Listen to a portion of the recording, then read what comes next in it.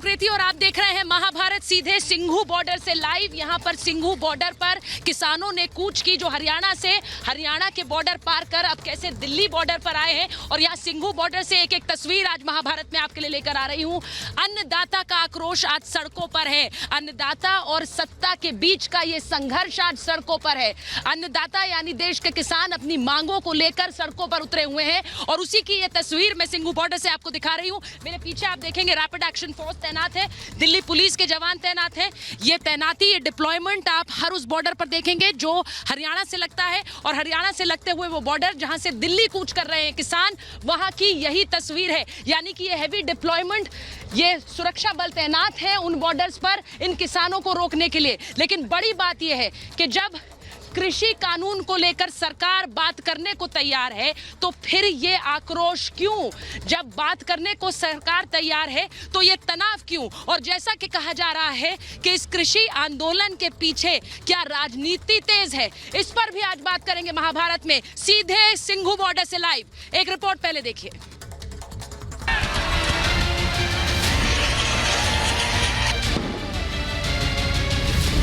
आमने सामने किसान जवान, जबरदस्त घमासान।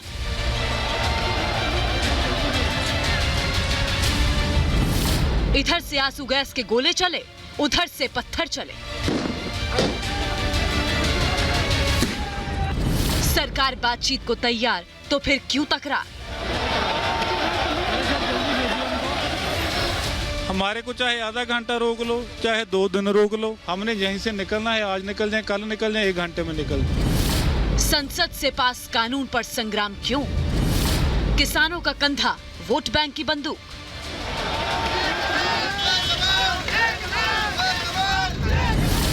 विपक्ष को किसानों की चिंता या वोट की? किसान आंदोलन को कौन भड़का रहा है? अन्नदाताओं का प्रदर्शन अब हिंसक और उग्र होता जा रहा है। किसान दिल्ली आने की मांग पर अड़े हैं तो पुलिस उन्हें बॉर्डर पर रोक रही है। ये तस्वीरें टिकरी बॉर्डर की। पुलिस और किसानों के बीच जोरदार झड़प हुई। किसानों को रोकने के लिए पुलिस को लाठी चार्ज करना पड़ा। कृषि कानून के विरोध में ये विरोध प्रदर्शन चल रहा है। टिकरी बॉर्डर पर किसानों ने उग्र होकर बवाल किया तो पुलिस ने आंसू गैस के गोले दाग दिए। सिंघू बॉर्डर पर भी यही हाल है। किसानों और पुलिस के बीच काफी देर तक बैरिकेडिंग के दोनों तरफ बातचीत हुई और किसानों को पुलिस ने शांतिपूर्ण तरीके से समझाने की कोशिश की। भैया, मैं भी किसान का ही बेटा हूँ। मैं भी किसान का ही बेटा हूँ। हमने भी खेती करी है, लावनी करी है, तो मैं इसीलिए मैंने भी लावनी करी है। लेकिन किसानों ने पीछे हटने से साफ इनकार कर दिया। ऐसे में पुलिस और किसानों के बीच जोरदार झड़प हो गई। पुलिस ने किसानों पर काबू पाने के लिए आंसू गैस के गोले दागे। पुलिस ने किसानों पर पानी की बौछार की। पंजाब से उठी आंदोलन की आग धीरे धीरे यूपी तक पहुंच रही है। अब यूपी के किसान भी आंदोलन में शामिल हो रहे हैं। यमुना एक्सप्रेसवे पर किसान आंदोलन की वजह से लंबा जाम लग गया। उत्तर प्रदेश के मुजफ्फरनगर में किसानों ने नेशनल हाईवे 58 पर चक्का जाम कर दिया।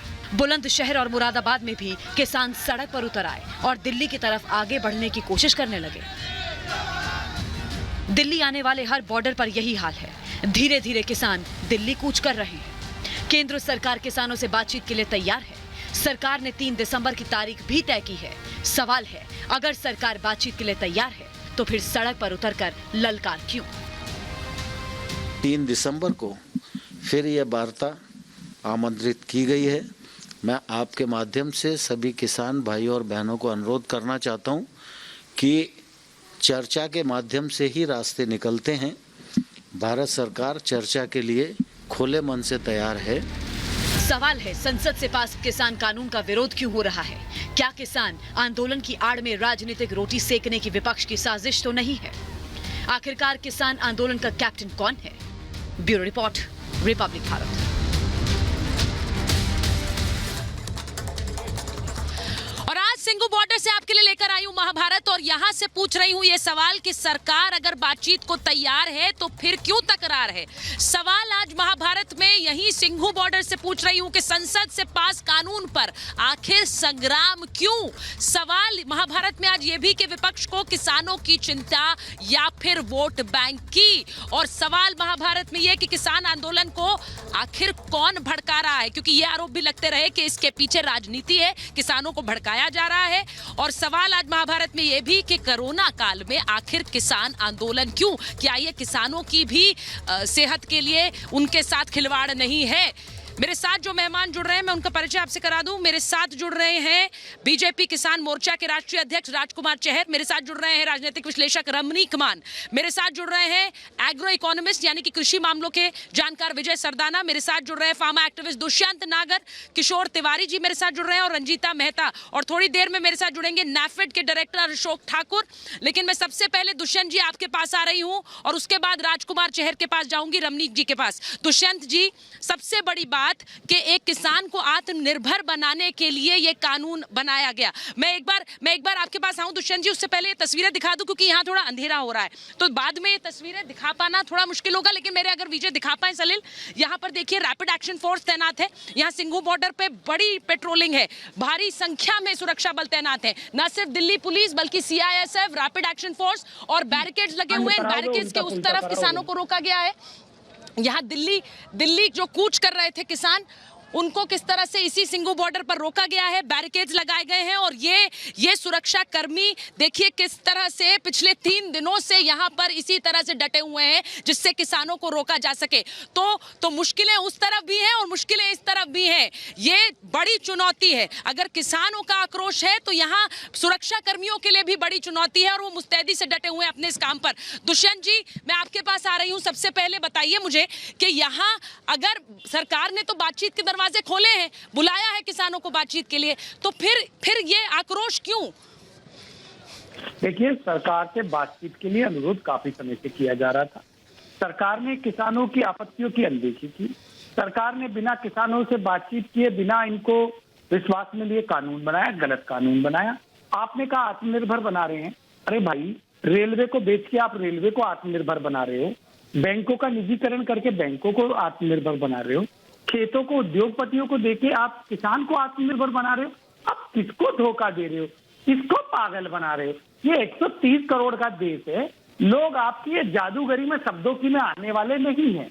आपने जिस प्रकार से ये 3 काले कानून बनाए हैं, उससे खेती, कृषि और किसान के अस्तित्व पे संकट खड़ा हो गया। बिना MSP की गारंटी के आपने प्राइवेट लोगों को, पूंजीपतियों के लिए कृषि क्षेत्र को खोल दिया। आपको जरा चिंता नहीं हुई? अरे ये वो किसान था जब भारत पे हमले हो रहे थे, भारत पे मैं आपसे आपको निजीकरण से समस्या है। आप ये बोल रहे हैं मुझे, एक मिनट, ये ग्लोबलाइजेशन की जो शुरुआत थी, वो तो ग्लोबलाइजेशन की शुरुआत देश में किसने की थी ये तो आप जानते हैं ना दुष्यंत जी। आपको उसी निजीकरण से समस्या है, आपको उस प्राइवेटाइजेशन से समस्या है जिसने देश, सुनिए ना सर दुष्यंत जी, समस्या उससे है या समस्या इस बात से है कि आपका वोट बैंक चिटक रहा है? मुझे एक बात बताइए ना, इसके पीछे, एक मिनट, मैं चहर जी के पास जा रही हूँ, मैं राजकुमार चहर जी के पास जा रही हूँ। राजकुमार चहर जी, ये कह रहे हैं कि आपने तो कहा कि हम बिचौलियों से मुक्त कर रहे हैं, आजाद और आत्मनिर्भर किसान बना रहे हैं, लेकिन ये दुष्यंत जी, रमनीक जी, आप मुझे सुन रहे हैं? दुष्यंत जी तो दूसरी ही कहानी बता रहे हैं। भारत समझ चुका है। असल कहानी कौन बताएगा किसानों को? ये नहीं चलेगा। देश जान चुका है आपकी सच्चाई को, किसान नाराज है। इन तीनों कानूनों, दुष्यंत जी, आपकी बात आपने रखी, हम तो ये कह रहे हैं कि नहीं, सुनिए ना मेरी बात सुनिए, एक मिनट, मैं रमनीक जी, आप मुझे सुन पा रहे हैं? कुछ भी मैं सुन पा रहा हूँ सुचरिता। किसानों को बेच के, रमनीक जी, आप मुझे सुन पा रहे हैं? आत्मनिर्भर बना जी, ये कैसा भारत? मैं सुन पा रहा हूँ जब ये आपको। कानून लाया गया तो बार ये कहा गया कि किस तरह से मंडियों से, बिचौलियों से मुक्त किया जा रहा है, एक आत्मनिर्भर किसान बनाया जा रहा है, तो फिर ये कहानी दूसरी कैसे हो गई, उल्टी कैसे हो गई जो दुष्यंत जी बता रहे हैं? चलिए, मैं 3 बातें बताऊंगा और उसके बाद एक प्रश्न पूछूंगा। पहली चीज ये कि माननीय प्रधानमंत्री जी ने बड़े वाजे तौर पे ये कहा है कि जो मंडी की व्यवस्था है वो बादस्तूर जारी रहेगी, जो एमएसपी की व्यवस्था है वो बादस्तूर जारी रहेगी। समझने की बात ये है सुचरिता कि हमारे देश में जो पीडीएस सिस्टम यानी कि पब्लिक डिस्ट्रीब्यूशन सिस्टम के माध्यम से जो गरीब को सस्ते रेट पे अनाज दिया जाता है, 2 रुपए किलो चावल, 2 रुपए किलो कनक जो है वो जो दी जाती है, जो सस्ती चीनी और दालें दी जाती हैं, उसको खत्म करने की शक्ति किसी प्रधानमंत्री, किसी सरकार, किसी पार्टी के अंदर नहीं है। ये व्यवस्था बादस्तूर जारी रहेगी और ये चलता रहेगा। और उसके लिए एमएसपी आवश्यक है, उसके लिए एमएसपी के ऊपर खरीद करनी बहुत अनिवार्य है। सीएसीपी ने अग्रिम फसल के लिए जो अप्रैल के महीने में कनक की खरीद होगी उसके लिए भी रेटों की घोषणा कर दी है। तो 2 बातें तो वाज़ेह हो गई कि मंडी की व्यवस्था बादस्तूर जारी रहेगी और एमएसपी के ऊपर खरीद बादस्तूर जारी रहेगी। अब आगे बात जो प्रोग्रेसिव फार्मर, जो प्रगतिशील किसान रमनीक जी, मुझे कहा जा रहा है कि आपका वीडियो ठीक नहीं है, आपकी तस्वीर ठीक नहीं आ रही है, आपके ऑडियो में कुछ दिक्कत है। मैं आपके पास वापस आ रही हूँ, मैं आपके पास वापस आऊंगी, लेकिन उससे पहले मैं वापस आऊंगी आपके पास। लेकिन मैं जो मैं पूछ रही थी थोड़ी देर पहले दुष्यंत जी से, मैं किशोर तिवारी आपके पास आ रही हूँ। किशोर जी, ये किसी भी देश के लिए अच्छा नहीं है कि अन्नदाता सड़कों पर हो, आक्रोश में हो और इस तरह से बैरिकेड तोड़कर आगे बढ़ रहे हैं, दिल्ली की तरफ कूच कर रहे हैं। उससे उन्हें कोई नहीं रोक रहा है, सरकार खुद भी बात करना चाहती है, सरकार ने कहा है कि हम बात करेंगे। लेकिन इस समय में किसानों को, मैं बार बार कह रही हूँ, कोरोना का समय भी है, इस समय किसानों को और भड़काया जाए या उन्हें समझाया जाए?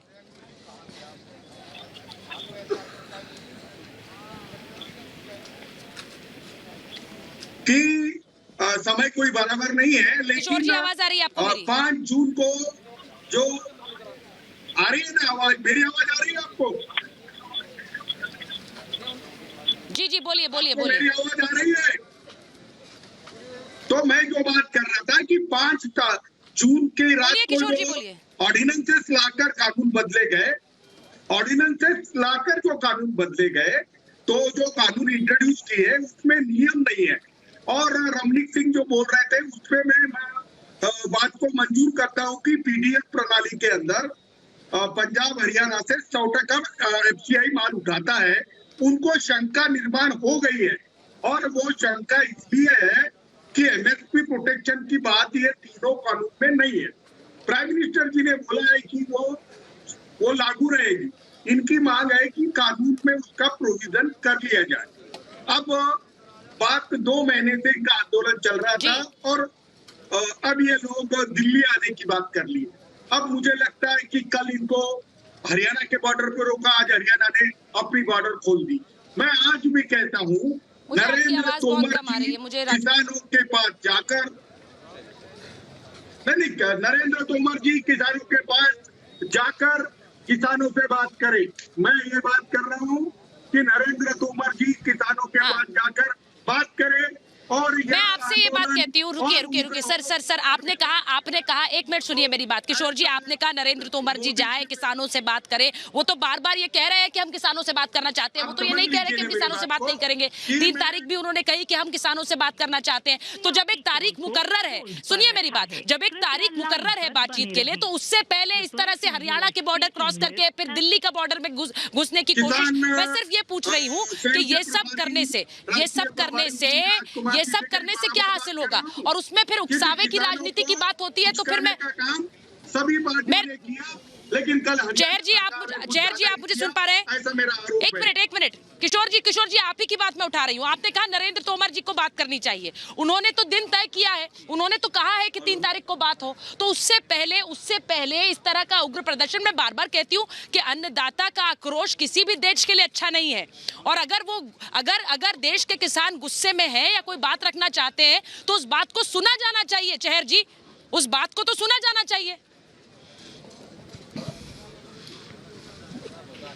सरकार किसानों की हितैषी सरकार, किसानों की लिए समर्पित सरकार किसानों की बात हमेशा सुनने के लिए तैयार है। मैं आपको विश्वास दिलाता हूं, आपके चैनल के माध्यम से देश के किसानों को विश्वास दिलाता हूं। किसान मोर्चे के राष्ट्रीय अध्यक्ष होने के नाते मैं निवेदन करता हूं कि भारतीय जनता पार्टी की सरकार और मोदी जी की सरकार किसानों की आय को बढ़ाने के लिए ये बिल लेकर आई है। और पुराने जो नियम कानून चले आ रहे हैं एमएसपी को लेके हो, चाहे कोई भी कानून हो, वो निरंतर जारी रहेंगे। ये देश के प्रधानमंत्री माननीय मोदी जी ने अपने जन्म दिवस के अवसर पर पूरे किसान प्राइम मिनिस्टर की बात को नहीं मान रहे। अरे आप कानून में इनकॉर्पोरेट कीजिए ना। आप राजकुमार चौहान जी, आप कानून में इनकॉर्पोरेट कीजिए ना। अरे आंदोलन करके किसानों को मारने से अच्छा निगोशिएशन करके निपट जाओ। जनता नहीं है, जनता आपके नेता पर विश्वास नहीं करती। अरे जब कानून अरे मैं बात कर रहा हूँ आपसे, मैं किसान नेता हूँ और महाराष्ट्र ने ये कानून पहले लगाकर विड्रॉ की है। अरे राजकुमार जी, मैंने आपकी बात को बड़े सम्मान के साथ सुना है। आप मेरी बात को सुनिए। आपको मैं कह रहा हूँ कि प्राइम मिनिस्टर जी चले जाए और उनसे बात करें। जैसे हमारे देखिए, हमारी बातें किसानों के साथ लगातार चल रही हैं। हमारी बातें किसानों के साथ लगातार चली है। किशोर जी, मेरी बात सुनिए। किशोर जी, आप कह रहे हैं प्रधानमंत्री जाए, उनसे बात करें। आपको पहली बात, आप अगर चाह रहे हैं प्रधानमंत्री से सीधी वार्ता हो तो उसका भी तो एक तरीका है। मैं ये नहीं कह रही हूँ, अगर कृषि मंत्री ने कहा है बात होगी तो बात होगी। कृषि मंत्री किसका प्रतिनिधित्व करेंगे? वो प्रधानमंत्री की तरफ से ही, वो सरकार की तरफ से ही बात मैं क्या बोल रहा हूँ? नाइंसाफ लोगों को मार के बात होगी, नाइंसाफ लोगों को मार के बात होगी। राजनीति तो बीजेपी का ये नितांत राजनीतिक भाषा मत बोलिए। ये पहली में दर्द क्यों हो रहा है? उत्तर प्रदेश के किसान बढ़ाने में बिल आए हैं, लेकिन आप परेशान हो रहे हैं। आप बिचौलियों की भाषा बोल रहे हैं। आप चाहते हो कि बिचौलियों का धंधा चलता रहे, किसान की जेब में कुछ न जाए। ये किसानों के हित के लिए लाए गए बिल है। ये अन्नदाता की उन्नति के लिए लाए गए बिल है। ये जमीन पर काम करने वाले मजदूर किसान के हित के लिए लाए गए बिल है। स्वामीनाथन आयोग की रिपोर्ट को लागू हमने किया। आप तो सुनते ही नहीं हो। किसान को ये बात पट्टी नहीं, ये सुन ही नहीं रहे भैया। ये एक तरफा बोलने वाले आदमी आपने बता दिए। किसान से बात कीजिए। अरे आप क्या हम किसान से जिंदा रखोगे? केंद्र की सरकार किसानों से बात करने के लिए तैयार है, तत्पर है। किसानों के मन में भ्रम मत डालिए, किसानों को बगलाइए मत। आपने किसानों के कंधों पे बंदूक रखकर मैं एक बार विजय सरदाना जी के पास जाना चाहता हूँ। एक मिनट रुकिए। मैं किशोर जी, जो बात चहर जी कह रहे हैं, मैं एक बार बताना चाहती हूँ। ये तस्वीर क्या किसी के लिए अच्छी है? ये तस्वीर आप देखिए। यहाँ 3 दिन से जब मैं आई हूँ, मैंने पुलिस कर्मियों से पूछा भी है। यहाँ पर देखिए, तैनाती देखिए ना जरा सर। रैपिड एक्शन फोर्स तैनात है, यहाँ CISF के जवान तैनात है। रात का समय है, मुझे नहीं पता कितनी आपको अच्छी तरह ये तस्वीरें दिखेंगी, लेकिन दूर दूर तक मुझे सिर्फ यहाँ पर पेट्रोलिंग नजर आ रही है और सुरक्षा कर्मी नजर आ रहे हैं। ये एक तरफ की तस्वीर ये है, और कोरोना के समय में हम लोग ये तस्वीर देख रहे हैं। एक तरफ बैरिकेड के इस तरफ सुरक्षाकर्मी और उस तरफ किसान। ये किसके लिए अच्छा है? यहाँ पे 3 दिन से सुरक्षाकर्मी भी मुस्तैद है सर, उनके लिए भी काम बढ़ा है, और वहां दूसरी तरफ किसान है। मुझे ये बताइए किशोर जी, हर चीज का बातचीत से एक माध्यम होता है। आप खुद ही कह रहे बातचीत तो माध्यम है ना। तो जब तारीख है विजय सरदाना जी, मैं विजय सरदाना जी के पास जा रही हूँ। एक बार किशोर जी, उसके बाद आपके पास आऊंगी। उसके बाद रंजीता मेहता भी इंतजार कर रही हैं। मुझे ये बताइए ना विजय सरदाना जी, इस कानून के बारे में जिस तरह की भ्रांतियां हैं, क्योंकि बार बार जो बात दुष्यंत जी कह रहे हैं कि आपने तो प्राइवेटाइजेशन की तरफ खोल दिया, आपने किसानों के लिए को कहीं नहीं छोड़ा। ये सरकार तो आत्मनिर्भर बना रही थी किसान को, कि वो बिचौलियों और मंडियों के फेर से निकले।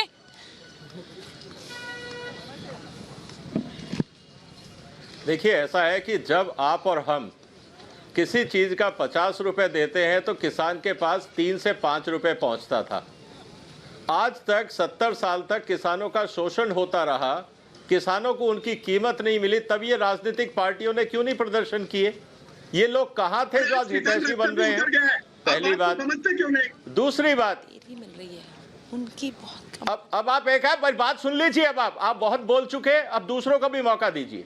दूसरा सवाल, इस कानून में क्या कहा गया है? सिर्फ एक लाइन का कानून है कि अगर किसान को मंडी के अंदर अच्छा रेट नहीं मिलता है तो वो बाहर भी बेच सकता है।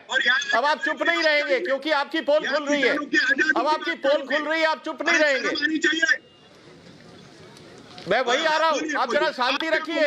अब ये भाषण नहीं हो रहा, ये डिस्कशन हो रहा है। एक मिनट विजय जी को सुन लीजिए ना। किशोर जी, आप चाहते हैं कि किसान सिर्फ आपकी बात सुने। आप चाहते हैं कि आप उन्हें आपकी बातों से आपकी राजनीति सामने आ रही है। दोनों तरफ की बात सुनने दीजिए ना। आपने अपनी बात रख दी, अब उन्हें दूसरी तरफ की भी बात सुनने दीजिए। एक बार सुन लेते हैं विजय जी क्या कह रहे हैं। बोलिए विजय जी। आज उत्तर प्रदेश के किसान सड़क पे। पहली बात ये कि आज तक किसान का शोषण होता रहा, कोई नहीं आया।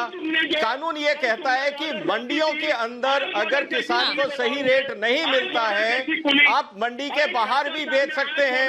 किस बात का एतराज है? अगर मंडी के अंदर व्यापारी उसको सही रेट देगा तो वो बाहर क्यों बेचेगा? अगर मंडी के अंदर राज्य सरकारों के अधिकार क्षेत्र में मंडियां हैं, केंद्र सरकार कुछ नहीं कर सकती मंडी के लिए। केंद्र सरकार के कानून को अगर आपको इनइफेक्टिव बनाना है, मंडियों में रेट बढ़ाइए, आप मंडी को सुचारू रूप से चलाइए, किसान को अच्छा पैसा दीजिए, वो बाहर क्यों बेचेगा?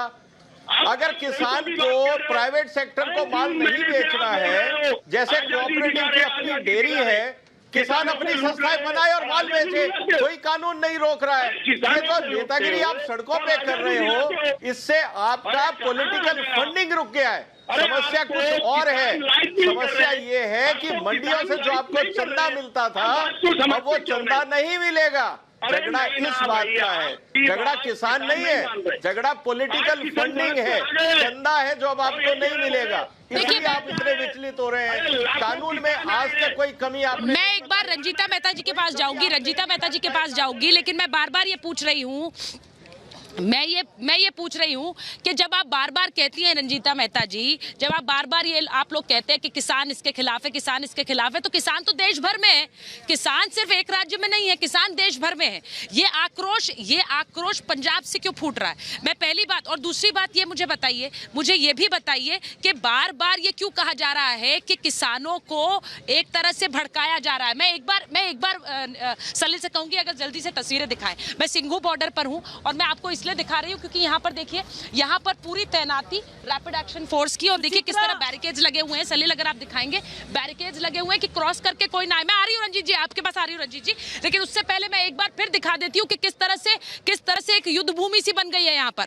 और ये युद्ध भूमि की तस्वीर अच्छी नहीं है हमारे देश के लिए। मैं बार बार कह रही हूँ कि अन्नदाता है किसान, उनका आक्रोश किसी भी देश के लिए अच्छा नहीं है, और इसीलिए सरकार भी ये समझती है, वो बात करने की बात कर रही है। तो क्या बातचीत का ही समाधान नहीं होना चाहिए? बातचीत से ही रास्ता नहीं निकलना चाहिए? ये रास्ता आपको दिखाती हूँ, और मैं बार बार कह रही हूँ कि ये रास्ता वो है जो कि किसान आगे तो बढ़ गए हैं, लेकिन इस रास्ते से क्या किसानों के लिए ये रास्ता सही है? मैं एक बार फिर दिखाऊंगी क्योंकि इस तरफ देखिए पूरा जो बैरिकेड का इस तरफ का हिस्सा है, सलील उधर दिखाइए, बैरिकेड का इस तरफ का जो हिस्सा है, यहाँ पर किसानों ने कूच करके इन्हें यहाँ रोका गया था। और इस तरफ सलील इधर आइए, थोड़ा मूवमेंट इधर कैमरे का दिखाइए। यहाँ देखिए ये पूरे बैरिकेड्स लगे हुए हैं, ये पूरे बैरिकेड्स यहाँ लगे हुए हैं, और बैरिकेड्स के उस तरफ सिक्योरिटी फोर्सेस हैं। इस तरफ देखिए वज्र वैन्स खड़ी हुई हैं, पुलिस वैन्स खड़ी हुई हैं। यहीं पर रोका गया, यहीं पर किसानों को रोका गया, और इसके दूसरी तरफ सिक्योरिटी फोर्सेस हैं। मैं रंजीत जी आपसे ये पूछ रही हूँ, कि क्या बातचीत के जरिए इस पूरे मामले को सुलझाया नहीं जा सकता है? बातचीत का समाधान क्यों नहीं हो?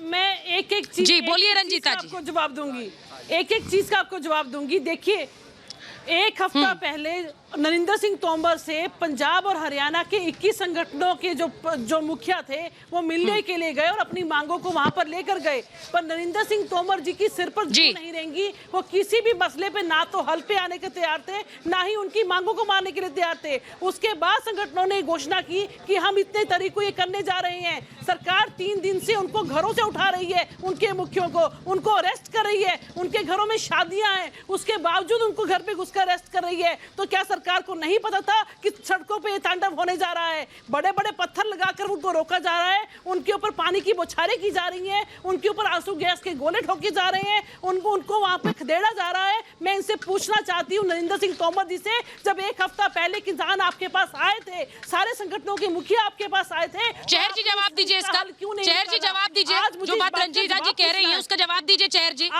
आज अगर इस तरह की कार्रवाई होगी तो किसान और आक्रोशित होंगे, अगर इस तरह की कार्रवाई होगी तो उनमें गुस्सा और बढ़ेगा। चेहर जी जवाब दीजिए।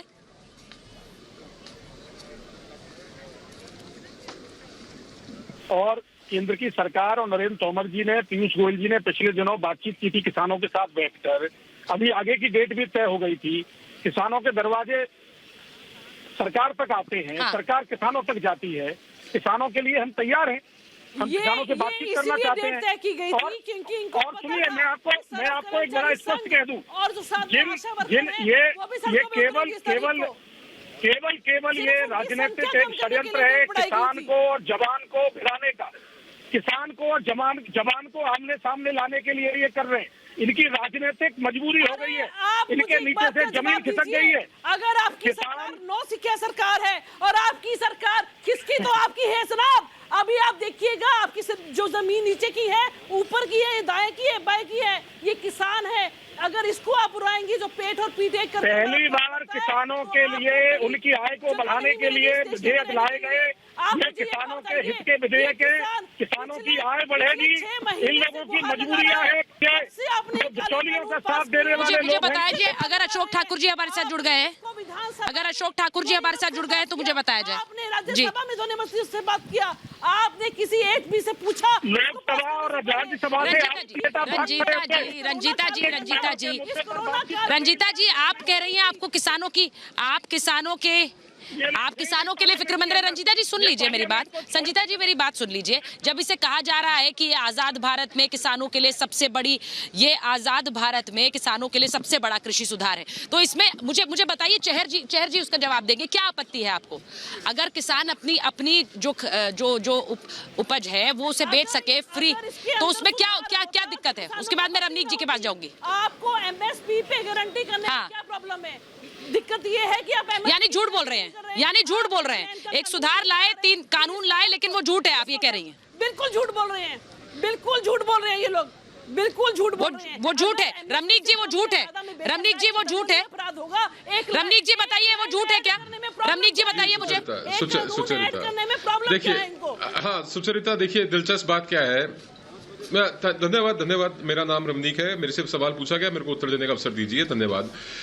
सुचरिता, मैं समझता हूं कि अगर जहां तक जिस प्रकार से ये बातें रखी जा रही हैं चैनल के ऊपर कि सरकार झूठ बोल रही है, और तो पंजाब को कैप्टन सरकार एक विधेयक पारित किया है ना, तो फिर पंजाब के किसान क्यों आ रहे हैं, प्रदर्शन कर रहे हैं? पूछिए। मैक्सिमम किसान जो है वो हरियाणा की सीमा को लांग के हरियाणा की बैरिकेडों को तोड़ के आ रहे हैं। अगर पंजाब के किसान, एक मिनट रंजीता जी, मैंने बड़ा संयम से आपको सुना, आपने बहुत लंबा उद्बोधन दिया, मैंने आपकी एक बात को सुना, मैं आपके हर एक बात का उत्तर दूंगा। ऐसे नहीं चलता, ऐसे नहीं चलता। रमनीक जी सुनिए, रंजीता जी उन्हें बोलने तो दीजिए, रंजीता जी उन्हें बोलने दीजिए। पहले मैं रमनीक जी से पूछ लूं। रमनीक जी, आपको लग रहा है कि कांग्रेस इसमें राजनीति कर रही है? मैं सीधा सवाल पूछ रही हूँ आपसे। प्रत्यक्ष प्रमाण की आवश्यकता नहीं है। अगर कांग्रेस की सरकार ने विधेयक, मुख्यमंत्री और सभी विधायकों ने मिलकर एक बिल पारित किया है जो केंद्र के 3 बिलों के विरुद्ध है, तो पंजाब का किसान तो संतुष्ट होना चाहिए ना अपनी सरकार से। तो पंजाब का किसान क्यों सड़कों पे है? पंजाब का किसान सड़कों पे इसलिए है क्योंकि पंजाब की सरकार के द्वारा प्रायोजित ये कार्यक्रम है। कांग्रेस पार्टी की सरकार पंजाब में है और कांग्रेस पार्टी हरियाणा के अंदर मुख्य विपक्षी दल के रूप में है। ये प्रायोजित है इनके द्वारा, और जो हरियाणा के अंदर इस पूरे के पूरे, अरे सुनिए, इस पूरे प्रदर्शन की कमान जो हरियाणा में संभाल रहे हैं, उनका नाम है गुरनाम सिंह चिरूनी। वो एक राजनीतिक व्यक्ति है, उन्हें चुनाव लड़ा हुआ है। उनके हल्फिया बयान में, उनके एफिडेविट में उन्होंने अपने आप को कमीशन एजेंट पहले और किसान बाद में बताया है। इन बातों को तो किसी प्रमाण की आवश्यकता ही नहीं है। अरे अभी आप कह रहे थे कि किसानों के घरों में, इन लोगों के घरों में विवाह है। अरे सिंघू बॉर्डर पे रंजीता जी, सिंघू बॉर्डर पे आपको सूट नहीं करते क्योंकि अरे फेरे सिंघू बॉर्डर पे लिए जाएंगे क्या? सिंघू बॉर्डर पे क्या लीला रंजीता जी, सिंघू बॉर्डर पे फेरे लेंगे क्या? आप कह रहे हैं कि उनके घर से उनके घर में शादियां थी, सिंघू बॉर्डर पे फेरे होने कैसी बात करते हैं आप? रंजीता जी आप उतरेंगी इनके साथ, आप बताइए। आपने एक संघर्ष की आग में झोंक दिया, आप उतरेंगी? मैं आपसे पूछ रही हूँ, जो रमनीक जी पूछ रहा है आपसे। बिल्कुल उतरेंगे, हम तो आज भी उतरे हैं। अरे हम तो आज भी उतर रहे हैं, हम तो किसानों के साथ हैं, हम तो किसानों के साथ ट्रैक्टर भी चला रहे हैं। तो ये वोट बैंक की राजनीति हुई ना, आप अपने वोट बैंक के लिए आए। देखिए कांग्रेस पार्टी का, सुनिए, कांग्रेस पार्टी का घोषणा पत्र, अरे सुचरिता इनसे पूछिए, इनके अलायंस पार्टी के विधायक मुझे अगर बता पाए आपके अनुराग जी हमारे साथ है कि नहीं है, अगर मुझे बता पाए आपके अनुराग जी हमारे साथ है कि नहीं है, सुचरिता इनसे पूछिए, इनका अशोक ठाकुर हमारे साथ है कि नहीं है? घोषणा पत्र उसमें इन्होंने कहा कि मैं एक बार अशोक जी के पास जाना चाहती हूँ, मैं एक बार अशोक जी के पास जाना चाहती हूँ। नहीं, मैं एक बार सुन लीजिए मेरी बात सुनिए एक मिनट। रंजीता जी, आपके और रमनीक जी के ऐसे लड़ने से कुछ नहीं होगा, आपके और रमनीक जी से के ऐसे बीच में ऐसे लड़ने से कुछ नहीं होगा। मेरे लिए ज्यादा महत्वपूर्ण यह है कि ये संघर्ष अन्नदाता और सत्ता के बीच सड़कों पर उतर आया है, और एक तरफ सरकार, एक तरफ अन्नदाता है। जब कांग्रेस पार्टी मैं अशोक जी के पास एक बार जा रही हूँ, नैफेड के डायरेक्टर है, नैफेड के डायरेक्टर है अशोक जी। जब कांग्रेस पार्टी एपीएमसी की और एमएसपी की बात करती है तो विडंबना भी आत्महत्या कर लेती है।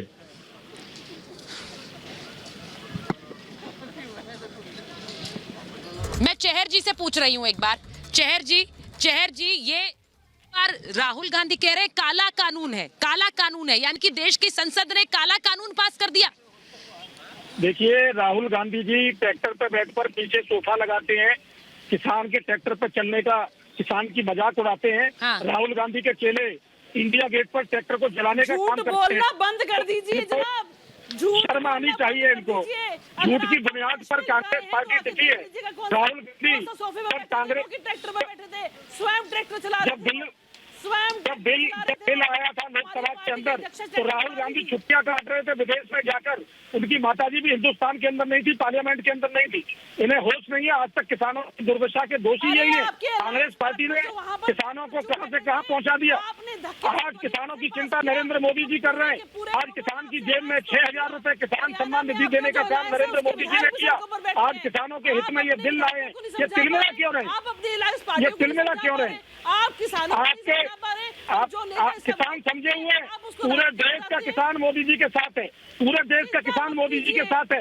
बिहार के चुनाव, उत्तर प्रदेश के चुनाव, मध्य प्रदेश के उपचुनाव, गुजरात के उपचुनाव अभी साबित कर रहे हैं। दुष्यंत जी, जब मैं आपसे बात कर रही हूँ इस दौरान बड़ा हम दिखा भी रहे हैं कि कैसे कृषि मंत्री कह रहे हैं हम किसानों से बातचीत के लिए तैयार है। ये बड़ा मुझे इसलिए चलाना पड़ रहा है जिससे कि ये जो बार आप बात कर रहे हैं, सरकार बात क्यों नहीं कर रही है, कोई बात क्यों नहीं करता है, किसान सड़क पर उतरा है लेकिन सरकार बात नहीं कर रही है। जब कृषि मंत्री कह रहे हैं बातचीत के लिए तैयार है तो फिर क्या दिक्कत है? कृषि मंत्री कौन है सर? सरकार का हिस्सा नहीं है क्या? देखिए, पैनल में कई लोग कांग्रेस पे सवाल उठा रहे हैं। अरे भाई, अकाली दल श्रोमणी तो एनडीए का पार्टनर थे। प्रकाश सिंह बादल जी को तो नेल्सन मंडेला की उपाधि उनके समकक्ष माननीय प्रधानमंत्री जी ने बोला था। आपके कैबिनेट को छोड़ के चले गए, मतलब आपको यकीन ही नहीं है। आप एक अपनी दुनिया में बैठे हैं, बाहर क्या हो रहा है, लोग क्या समझ रहे हैं, आप उसको एड्रेस क्यों नहीं कर रहे? सांसद महोदय से मैं कहना चाहता हूं, भाई आपके 27 साल पुराने पार्टनर थे जो इस बिल की वजह से आपको छोड़ के चले गए, फिर भी आप बिल के कारण नहीं गए, के अपने राजनीतिक कारण रहे होंगे। इस बिल का समर्थन किया था, बयान आया था श्रोमणी अकाली दल के नेताओं का। उन्होंने कहा था कि ये बिल किसानों के हितकारी है। नहीं, देखिए चेहर जी, दुष्यंत जी का सवाल तो वाजिब है, आप उसका जवाब दीजिए। आप उनके सवाल को नकार नहीं सकते। वो ये कह रहे हैं कि अगर आपके अलायंस पार्टनर आपको छोड़ के चला गया इस पर, तो आपको सोचना चाहिए, आत्ममंथन करना चाहिए। बताइए मुझे। देखिए, श्रोमणी अकाली दल का राजनीतिक फैसला था। जब ये बिल आए, उसके लिए ऑर्डिनेंस आई, तो उसके समय पर श्रोमणी अकाली दल हमारे साथ था। श्रोमणी अकाली दल ने बिलों का समर्थन किया था। श्रोमणी अकाली दल की नेता ने समर्थन किया था और प्रकाश सिंह बादल साहब ने भी ये कहा था। श्रोमणी अकाली दल ने इस बिल का समर्थन किया था। आज भी मीडिया के साथी मेरे देख सकते हैं, उनके बयानों को उठा सकते हैं, उनके बयानों को देख सकते हैं। उन्होंने समर्थन किया था इन बिलों का। आप लोग कितना भी चिल्ला लीजिए, ये बिल किसानों के पक्ष के हैं। ये बिल किसानों की आय बढ़ाने वाले हैं। ये बिल किसानों की तकदीर को बदलने वाले हैं। ये बिल किसानों की माली हालत को सुधारने वाले हैं, किसानों की आय को बढ़ाने वाले हैं। ये किसानों की आय को बढ़ाते रहेंगे। मोदी जी ने सपना देखा है किसानों की आय को दोगुनी करने का। रंजीता जी को समझ लीजिए ना, रंजीता जी ऐसा तो नहीं हो सकता। रंजीता जी, ऐसा तो नहीं हो सकता कि जिस कानून के लिए सरकार कह रही है कि ये कृषि क्षेत्र में एक बड़ा आंदोलन लेकर आएंगे और किस तरह से कृषि सुधार लेकर आएंगे, ऐसा कानून जिसे सरकार कह रही है कि अन्नदाता को आत्मनिर्भर बनाएंगे, वो कानून पूरा का पूरा काला कानून हो, ऐसे तो नहीं हो सकता रंजीता जी। इसलिए विजय जी से समझ लीजिए एक बार, विजय जी एक बार अपनी बात रख ले, उसके बाद मैं आऊंगी आपके पास। विजय जी तो आप बता दीजिए, उसके बाद मैं रंजीता जी से उनकी आपत्ति जानूं। अगर ये काला कानून ना होता तो सिर झुका के, बिल्कुल अगर ये काला कानून ना होता तो सिर झुका के विपक्षी पार्टियां भी इसको स्वीकार करती, किसान भी इसको स्वीकार करते। बात तो ये है कि आज 1955 का एसेंशियल कमोडिटी एक्ट था, ये काला कानून लाकर इन्होंने उस एक्ट को खत्म कर दिया। जिस कर लेंगे इतना बड़ा क्रेडिट आप मोदी साहब को कैसे दे देंगे? मैं आपसे रंजीता जी मैं आपसे पूछ रही हूँ कि इस पूरे किसानों के कूच का कैप्टन कौन है? मैं इनसे पूछना चाहती हूँ, मैं आपसे सिर्फ पूछ रही हूँ, मैं सिर्फ रंजीता जी आपसे पूछ रही हूँ कि जो पूरा आंदोलन हो रहा है इसका कैप्टन कौन है? उनके जो नेता है, इसका कैप्टन वो है जो किसानों के सरदार है। गुरनाम सिंह इसका कैप्टन कौन है? विजय जी पूरे प्रोटेस्ट विजय जी ये देखिए, कानून से है वो इसके कैप्टन है। इसमें सिर्फ एक ही सेगमेंट का नुकसान हुआ है। नहीं एक मिनट विजय जी को सुन तो लीजिए। आप तो किसानों का शोषण किया। रंजीता जी ऐसे तो नहीं हो सकता ना कि आप ही की बात सब सुने, सब पूरे पैनल पे सिर्फ आप ही बोलती रहे बाकी ना बोले, ऐसा तो नहीं हो सकता ना। एक बार सुन तो लीजिए विजय जी को। वर्ग परेशान है। बोलिए। अरे आपने मेरे से सवाल किया तो मैंने आपको जवाब दिया है। पूरे कानूनों से एक ही वर्ग परेशान है, जिसको खाली बैठ के बिचौलिया तंत्र से कमीशन कमाना था, जो पॉलिटिकल फंडिंग में यूज होता था। इन कानूनों से बिचौलियों की आमदनी कम होगी, उससे पॉलिटिकल फंडिंग कम होगी। इसीलिए अपोजिशन को चिंता है, क्योंकि किसानों का अगर फायदा हुआ तो मोदी को क्रेडिट मिलेगा और इनका पॉलिटिकल फंडिंग भी बंद हो जाएगा। तो दोनों तरफ से नुकसान हो गया, तो ये तो शोर मचाएंगे। हकीकत यही है, बाकी किसानों के हमदर्द नहीं है। नहीं तो 70 साल से किसान का शोषण हो रहा था, तब चुप क्यों थे? ये सबको पता है। अंडानी अंबानी किसको चैनलों पे प्रमोट करते हैं? अरे तो आपके घर में देखिए रंजीता जी आप फिर बोली जा रही है। अभी मैंने विजय जी को समय दिया, अब आप क्या चाह रही है? आप क्या चाह रही है कि आप जो बोले वही बात सुनिए। नहीं रंजीता जी ऐसे नहीं होता। रंजीता जी सुन लीजिए। नहीं फिर आप बोल रही हैं। अब तो मैंने विजय जी का नाम लिया, फिर भी आप बोल रही हैं। अब नाम तो नहीं बदला ना आपका। मैं एक बार रमनीक जी के पास जाऊंगी, किशोर तिवारी जी के पास जाऊंगी। उससे पहले किशोर जी मैं जो सवाल पूछ रही हूँ वो अब तो ये भी खबर आ रही है कि कृषि मंत्री नरेंद्र तोमर कह रहे हैं हम बातचीत के लिए तैयार हैं। वो कह रहे हैं हम बात करेंगे किसानों से। वो ये कह रहे हैं कि हम तो बातचीत के लिए पहले से तैयार थे। लेकिन जब एक तरफ से पंजाब से कूच करके आते हैं, पंजाब से कूच कर आ रहे हैं, हरियाणा में बैरिकेड तोड़ रहे हैं, फिर दिल्ली की तरफ कूच कर रहे हैं। ये इस कोरोना काल में आपको किसानों को समझाना चाहिए या भड़काना चाहिए? देखिए आप है ना कोरोना का भय बता के किसानों की आंदोलन को भयभीत कर रहे हो। मेरी एक बात समझ लो, सुचरेंद्र जी एक बात समझ लो, ये पंजाब तक सीमित नहीं है।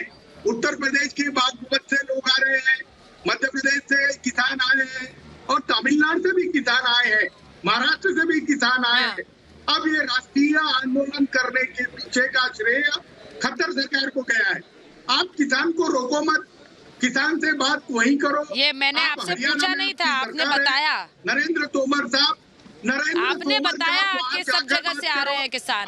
ये क्यों बताने की जरूरत पड़ी आपको किशोर जी? ये आपको बताने की जरूरत क्यों पड़ी किशोर जी? ये तो अभी ये आपको बताने की जरूरत क्यों पड़ी शहर जी? इन्हें क्यों बताने की जरूरत पड़ी है?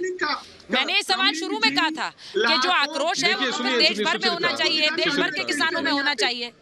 एक बार देखिए सुचरिता, मैं दो बातें बड़े वाज़ेह तौर पे और स्पष्टता से आपको बता दूं कि किसी भी समस्या का निदान, किसी भी समस्या का हल आप इस चैनल पे आके राजकुमार चाल और आप लोग आके किसानों को बहकाने के लिए नहीं, किसानों की चेतावनी दे रहे हो। आप सरकार आज की रात फाइनल करके उनसे बात कर ले। मैं बता रहा हूँ रमनीक जी, आप मेरी बात समझ लो कि ये कोई राजनीतिक नहीं है, किसानों को भविष्य की चिंता है। कि मिनिमम सपोर्ट रहेगी। भाई किशोर जी आप वाकई चाहते हैं बातचीत हो? किशोर जी आप वाकई चाहते हैं बातचीत हो? मैंने ये इसलिए पूछा क्योंकि अगर बातचीत होगी और बात बन जाएगी तो फिर तो बातचीत होगी, बात बन जाएगी तो फिर तो आपके लिए आपकी राजनीतिक जमीन आपके लिए आपकी राजनीतिक जमीन खिसक जाएगी सर। आप वाकई चाहते हैं कि नहीं? पुलिस लगाने की जरूरत नहीं है।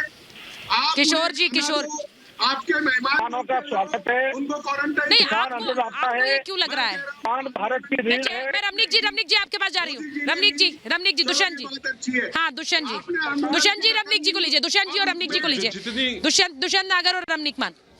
देखिए सुचरिता बात ये है कि दुष्यंत धन्यवाद।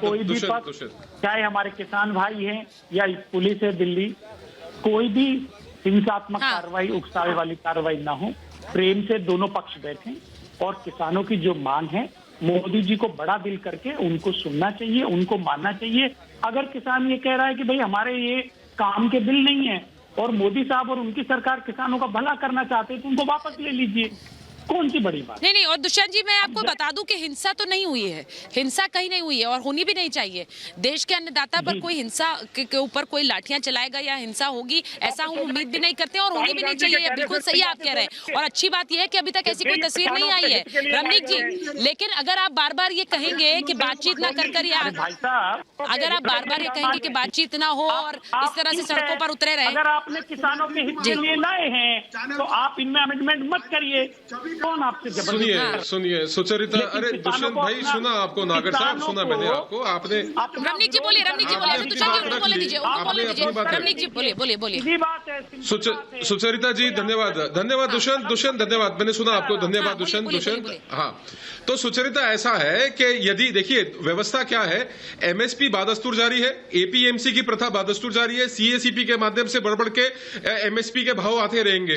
तो अगर किसी को अपनी फसल केवल मंडी में ही बेचनी है तो मंडी में बेचे, कौन मना कर रहा है? कोई प्रगतिशील किसान अगर बाहर अपनी फसल बेचना चाहता है, किसी कंपनी को बेचना चाहता है, उसके लिए एपीएमसी के अंदर प्रावधान नहीं थे और मंडी के बाहर बेचने पे जुर्माना लगता था। अब वो कानून बन गए हैं जिससे प्रगतिशील किसान और जो एफपीओ है अपनी फसल अपने स्तर पे बेचना चाहते हैं। तो आप क्यों रोकना चाहते हैं? क्यों पेट में दर्द होता है आपके, बताइए, मेरे को समझ में नहीं आती। दूसरी बात आपने पूछा कि इस आंदोलन का कैप्टन कौन है? इस आंदोलन का कैप्टन तो पंजाब का कैप्टन है, वो कैप्टन अमरिंदर सिंह है। कारण उसका ये है कि पंजाब की विधानसभा में कानून पारित हो जाता है इन कानूनों के खिलाफ, वो सजा का प्रावधान दे देते हैं कि आजाद भारत का सबसे बड़ा कृषि सुधार इसे बताया जा रहा है। लेकिन दूसरी तरफ से इसे अगर काला कानून बताया जा रहा है तो ये तस्वीर देश के लिए अच्छी नहीं है, क्योंकि ये रमनीक जी मेरे पास समय नहीं है, लेकिन मैं एक बार फिर बता दूं कि ये सड़कों पर कृषि अन्नदाता और सरकार के बीच, अन्नदाता और सत्ता के बीच ये सीधा संग्राम है, ये संघर्ष है और ये तस्वीर किसी भी देश के लिए अच्छी नहीं है। इसीलिए मैं कह रही हूं कि इसमें बातचीत जल्द से जल्द हो और इस पूरे मामले में बातचीत के जरिए समाधान निकाला जाए। यहाँ सिंघू बॉर्डर से महाभारत में मेरे साथ इतना ही। बहुत बहुत धन्यवाद आप सभी का।